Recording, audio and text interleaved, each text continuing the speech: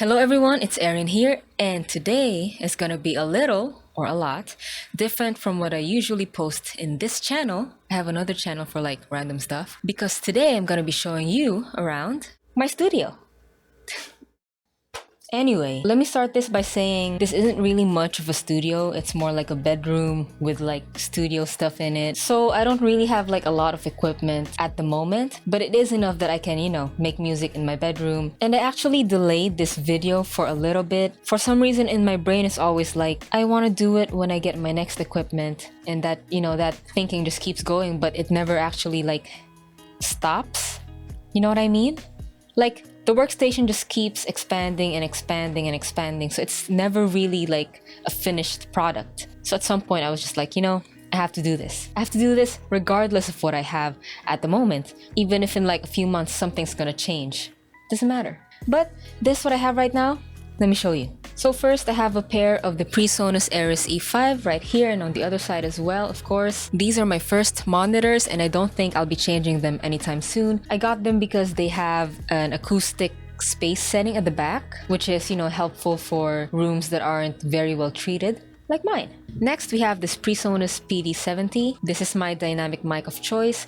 This is what I use for streaming or these videos, or when I want to make quick music, like I have an idea and I just want to work on it immediately and I don't have to pick up my condenser microphone. But also having a dynamic mic here on my table means that I don't have to turn off my AC unit just to record something because it's very loud. Yeah, and it's connected to like a cheap mic arm. We like cheap stuff. And down here, I know you can see the wires at the back, just ignore it.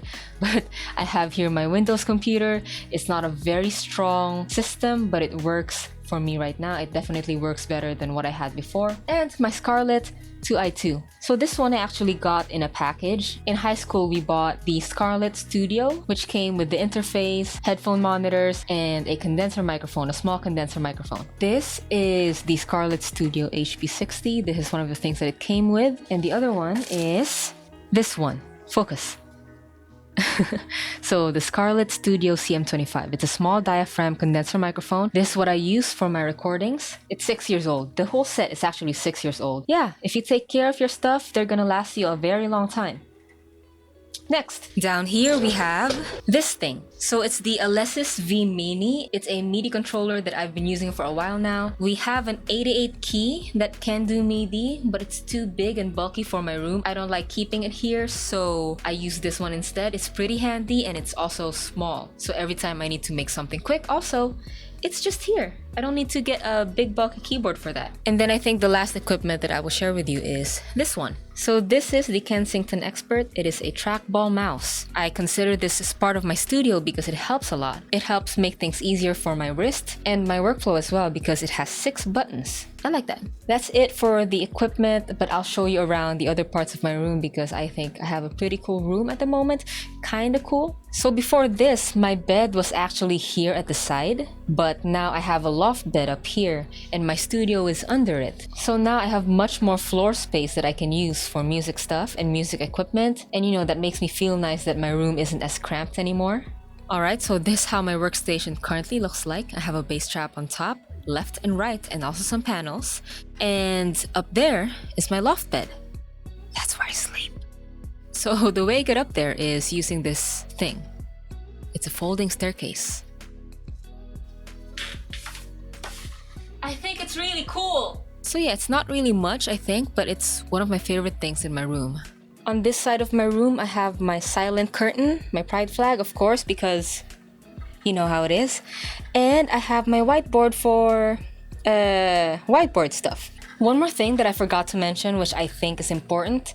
Apart from the bass straps that I have, I also have freestanding panels, these ones. There's another one over here. Freestanding meaning I can move them anywhere I want to. So whenever, I don't know, I have someone over to record like a guitar piece, or if I want more isolation whenever I'm recording in my cabinet, I could just move it there and use it. Again, shout out to R&V Acoustic Panels on Facebook. I will link their page in the description box below. They are where I get all these nice panels from. These ones. Thank you. yeah, so that's my room at the moment. That's the setup. That's the whole thing. There's not really much, like I said. Whenever I need to record vocals, I go to my cabinet, open the doors, put my mic in there, and that's where I record my vocals. I don't have a vocal booth or anything to isolate the vocals. I just use my cabinet. So while I was planning this video, I did go to social media to check if you guys have any questions that you want me to answer in this video. And you did come up with a few, so let's answer that. So this first one is from Darlene Gustilo, which is one of my best friends. What is your favorite item slash furniture slash gadget in your room, and how would you market slash advertise it to others? Maybe the trackball. This one. How would I market it? Save your wrists. Use a trackball or something. No, for real. If you have problems like me with using a regular mouse where it hurts your wrist after a while, I would recommend getting a trackball mouse. It saved my wrist, for sure. But I know the experience is subjective, so you're really just gonna have to check. So, yeah. Save your wrists. Get a trackball or something like that. Next is from an anonymous person.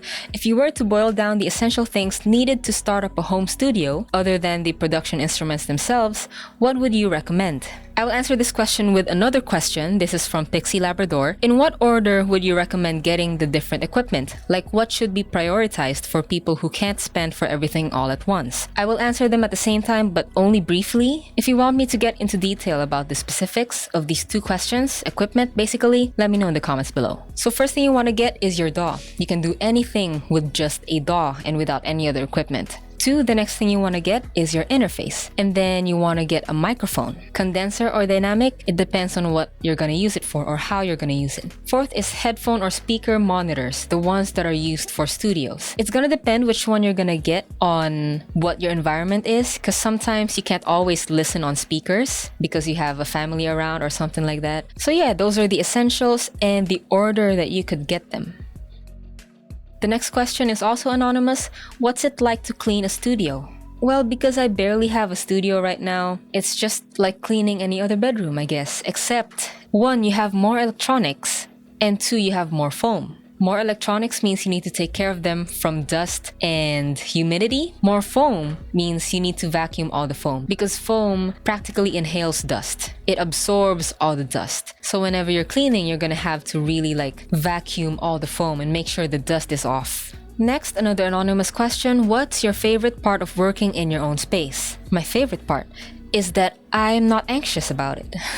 I'm not anxious about people judging me or whatnot, because it's just my space, you know? I have control of everything that is going on in here and in my music. Because for example, if I'm gonna need to record outside in a different studio, especially when I'm recording with a group of people, they're gonna be hearing me sing. That's nerve-wracking. That makes me very anxious and very self-conscious because I know what my voice can do. But because I'm anxious, then my voice isn't as good as I want it to be, and it's shaky and stuff like that. And because I'm with a group of people, I don't want to take their time whenever I want to re-record a certain part just because I don't like the way I sang this note. So I like that in working in my own space, I'm fine. I'm not anxious. These are a lot of questions. Next question is from Marius Uy. Hello po, Sir Marius. What are your studio monitors and how much were they? My studio monitors are the PreSonus Ares E5s. I got them for 20k pesos, 20k Philippine pesos for the pair. And last question is from Ivy. Do you like your studio? I'm so proud of you. Thank you. I do like my studio, actually. In one of my future videos, I'm gonna be talking about what I started with, and you will see there why I like my studio very much. But yes, I do like it a whole lot. And that's it for our video today. I hope you guys liked my tiny bedroom studio tour. If you did, hit that like button, click subscribe, and hit that notification bell so you get notified every time I upload a new video. And if there's anything you want me to talk about, just comment it down below, and I will see you in the next video. Bye.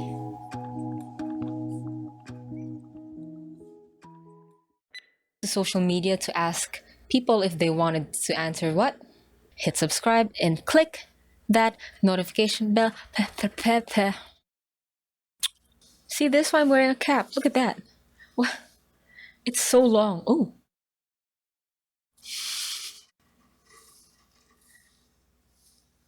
Anyway.